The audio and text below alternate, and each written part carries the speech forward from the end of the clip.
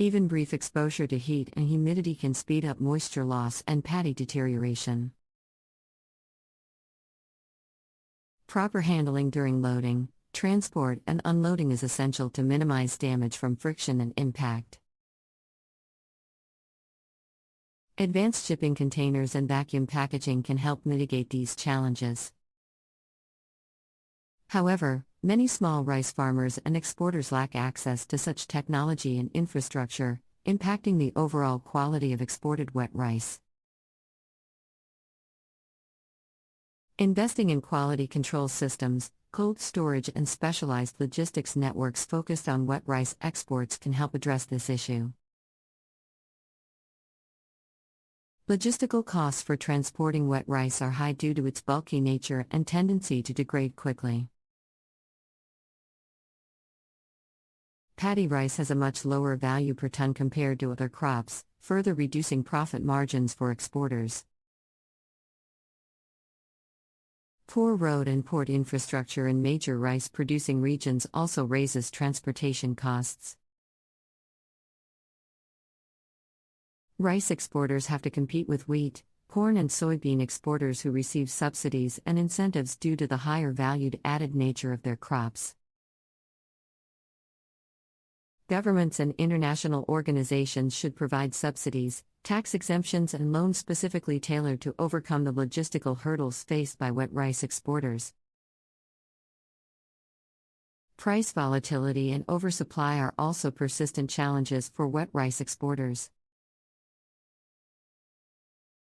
Domestic and international rice market prices are susceptible to swings due to factors like changing government policies, weather shocks, and shifts in global supply and demand. Many exporting countries also subsidize rice for domestic food security, distorting international market prices. Wet rice exporters struggle to compete against these subsidized supplies, potentially increasing oversupply and downward pressure on global prices.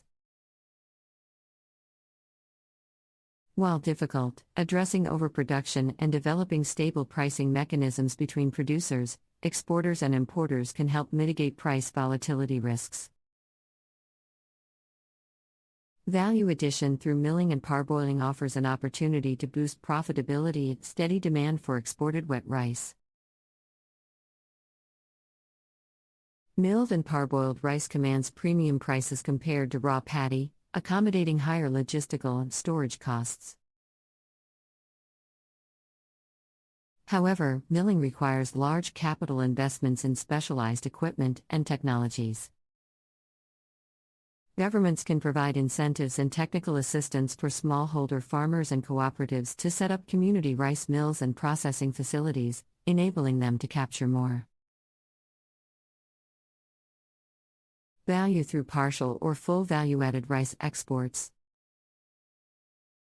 Global demand for premium parboiled and specialty rices is also growing, offering higher profit margins. In summary, many factors like infrastructural weaknesses, price volatility, oversupply, and the relatively low value of wet rice present hurdles for the development of sustainable wet rice export. Markets.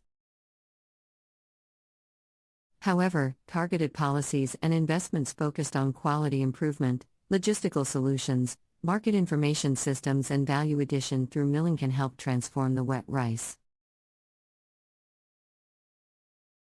export industry. Governments, international organizations, private sector firms, and farmers' cooperatives will need to work together to promote standards, build capabilities, and create stable market linkages that balance the interests of producers, exporters, and consumers. Doing so can generate higher incomes for rice farmers while also ensuring food security through a reliable supply of affordable rice globally.